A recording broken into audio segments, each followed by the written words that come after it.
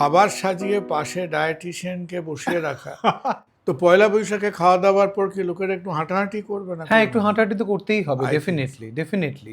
তুমি আমাকে উৎসব আনন্দের দিনে কতটা অ্যালাউয়েন্স দেবে? তার জন্য মূল হচ্ছে লাইফস্টাইল। তোমার কি মনে হয় what is the desired oil medium? প্রশ্ন হচ্ছে সেটা কোন তেলে রান্না করবে। সেটা দুরকম তেল থাকতে পারলে ভালো হয়।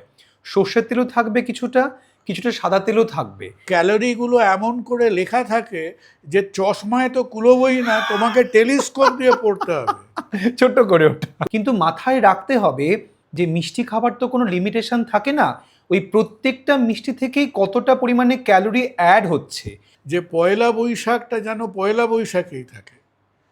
অনেকে দোসরা বৈশাখেও পয়লা বৈশাখের ডায়েটটা কন্টিনিউ করে, হ্যাঁ। করে বলে গতকাল তো পয়লা বৈশাখ ছিল। আর পয়লা বৈশাখের আনন্দটা পয়লা বৈশাখেই সীমিত থাকুক। 10 তারিখ বৈশাখ অবধি যদি আপনি ডায়েটটাকে টেনে নিয়ে যান, টানবেন না, শরীরটা কষ্ট পাবে। এই দিন আজি কোন ঘরে গো খুলে দিল দ্বার, আজি প্রাতে সূর্য ওঠা